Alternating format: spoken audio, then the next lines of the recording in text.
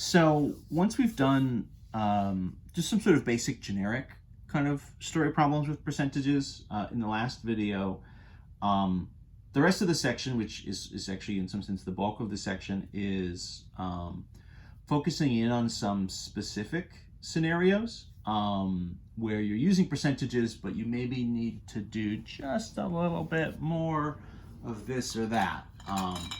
And so these are more kind of specific cases where we dig a little deeper. The first one is about sales tax and the total price. All of these special cases really still break down to identifying the part and the whole and the percent. So I'm going to kind of talk about them and kind of lay them out in the same way. If you look through the book, they do a lot of stuff where they're kind of writing out different formulas and they're saying, okay, so let, S equal the sales tax and, P equal the total price and yada, yada, yada. And so, the total price times the rate is the S and stuff. I think trying to memorize a half a dozen different formulas is maybe not as helpful as just trying to talk about how each one of these different situations really just relates back to what's the part, what's the whole, what's the percentage. And so it's really more about just identifying in each of the setups how all those things fit together. So that's how I'm going to talk about it. Again, rather than trying to list out all these different formulas. So sales tax, right? If you're buying stuff, many items, not everything, but many items that you buy in a particular state will have some sort of sales tax on it. The sales tax rate will vary a little bit state to state, where you get some special cases like New Hampshire where the sales tax rate is 0. I guess they would just skip these problems in New Hampshire.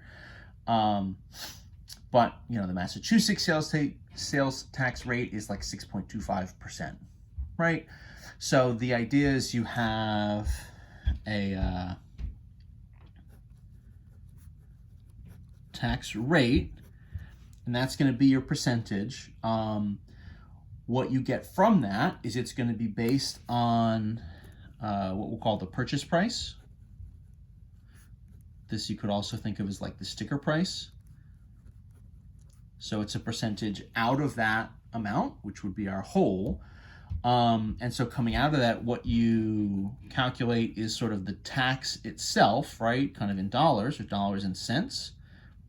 That's going to be the part. So you're thinking of, what is 6.25% of, a $50 purchase or something, right? So $50 is your purchase price. You do the 6.25% of it, and you calculate that and get your tax. And then the sort of extra piece here at the end is the total price, right? Which is what you actually have to pay if you want to buy this, is going to be the purchase price plus the tax in dollars. Right, so the whole idea is you have a tax rate, a certain percentage, right, that's being calculated. It gives you, sort of a smaller but, extra amount of money, the tax itself, that you need to pay. And so then your total price is going to be the sort of sticker price or the purchase price plus the tax. And that's your setup. So, for example, right, we'll just sort of do a couple of these kind of by hand. This is not really the kind of calculation in reality you need to do by hand, of course. If they, ring your items up, the cash register will essentially crunch this tax automatically. But, for the sake of this, let's run some of these by hand. So, if a state has a sales tax rate of 5.5%, right? So as a decimal, that would be kind of a 0.055. These are tax rates here are normally relatively small, right? Single digit kind of things. So something to keep in mind. So you've got a sales tax rate of 5.5%. And you are purchasing a bookshelf for $129, right? So the 129 is going to be our purchase price, or our sticker price. So then the question is, what is the sales tax? And then what will be the total price? Right, so if we know the tax rate is 5.5%, we know that the sort of purchase price, the sticker price on our bookshelf is going to be $129. So what's the tax going to be on this? And then if we add it all up together, what would our total price be? So we'll just break this down kind of as per usual, right? 5.5%, that's going to be our percentage. The 129, right? So that's our total, right? That's the purchase price, so that's going to be the whole. And then for us, right, the sales tax itself, that's going to be the part, and then we'll come back here and calculate the total price once we know how much the tax is. So we're missing the part. Let's do this. I guess let's run it equation style, right? I think I had said in the last video I like doing equations in this setup. So 5.5%, right, would be 0.055 times the 129 is going to be our x. So, you know, again, you could kind of crunch this by hand. I know you guys are doing this at home. So I'll assume you're probably going to throw these into your calculator. Times 0.055. So 7.095. This is a really, really interesting answer. You might say, like, yeah, it's interesting, is it? And the answer is no, seriously, guys, it's really interesting. And the reason is, right, so this is sort of 7.095, you know, this is dollars, right, is our X. Now, think about dollars and cents. You know, for dollars and cents, you have to always be rounding it to the nearest cent, right? So the first two decimal places are going to be your cents.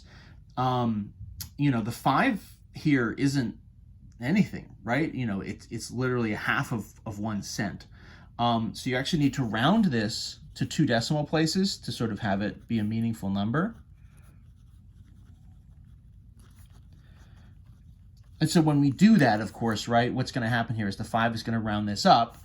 So this is going to round, right, rather than $7.09, it's going to round up to $7.10. That's going to be our sales tax, right? They can't really charge you a half of a cent, right? The just like smallest unit of money that we kind of use would be 1 cent. So you can't really get any smaller than that. This comes up sometimes if you look at like gas prices. They're sneaky about this, right? If you look at the gas station, it says it's, you know, $2.15, and then it's, you know, 9/10 on top. And so the 9/10, right, what they're saying is, you know, it's 15 cents, but it really is 16 cents because it's 15, you know, minus 1/10 of a cent. So at the gas pump, because of how they work, and if you look at the readouts and they give you the decimals and stuff, right, they're sort of doing calculations, you know, a number of decimals deep, but it gets rounded to the nearest cent. So that 215 is really a 216 at the gas pump. In any event, this matters here. If we're talking dollars and cents, the rounding, right, just from a real world perspective matters and has an impact. So our sales tax would be $7.10. From there, right, our total price is going to be the initial kind of 129 plus this tax, $7.10. So that's going to be what? $136.10, right? So when they ring us up at the cash register, that's what we're going to owe.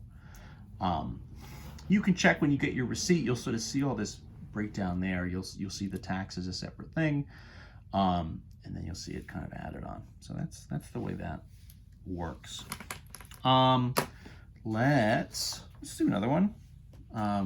You know, as always, in theory, you could sort of do these problems any number of different ways, from excuse me, right, solving for the percentage or for the part or for the whole, or you might even have some sort of different setup where you need to crunch some other stuff first. So let's say I know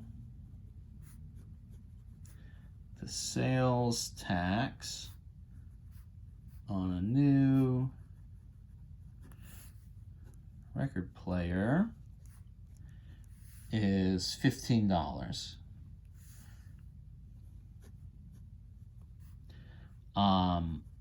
And the tax rate is 6% even. So, looking to get a record player, or maybe I did buy one and my receipt got all kind of wet and smudged, but I can see that the tax that was added on was an extra $15, and I know the tax rate was 6%. So then my question here is another sort of two-part, right? So what was the original purchase price for the record player? And then from there, what is the total price? So if I know how much the tax is and I know what the rate is, I should be able to kind of use that to reverse engineer my way back to the initial purchase price. And then from there, if I know the purchase price, then of course I can find the total. So the purchase price, right, my X value here, the purchase price should be the whole. That's what I'm going to solve for. I've got $15 and 6%. 6%, right, of course, is my rate. So that's my percent, and then the $15, right, is the tax. So I know that's going to be the part. What are we solving for here? The whole? Let's do a proportion. It's been a minute since we did a proportion. So let's change this up. Let's do 6%, right, is 6 over 100 is going to equal $15. Tax is the part over the whole, right, which would be our purchase price. So we'll go proportion style here. Kind of just mixing it up, honestly, right? I mean, you could do an equation again if you wanted. And I think when we did a problem like this in the last video, we ended up doing an equation. So that's fine. I'm going to try to just change it up a little bit to do as many variations as possible. As always, right, when we have this proportion set up, we'll cross multiply. So that's going to be, right, 6 times X is 15 times 100. Solving for the X, right, would be a matter of then dividing by the 6. So X is going to be 15 times 100 over 6. This I can reduce pretty fast, right? 6 would be 2 times 3. I know 15 is 3 times 5, so I can get 3's out of there, and 100, of course, would be 2 times 50, so I can get the 2's out of there. So my X value in this case would end up being 5 times 50, aka 250. So that's my purchase price. And then to get to my final cost, right, the total price. So that's going to be, right, purchase plus the tax, so that's $250 plus 15. So it looks like to walk out of here with this record player, it's going to cost me $265. And that's the idea. That's the setup. You know, this is really a section where we're just going to be doing a lot of these percent problems. We really just have these two different setups, so we're going to be doing them over and over and over again. It's just a matter of you know, which piece is which. So there we go. Sales tax, total price, couple examples. That is that. Enjoy.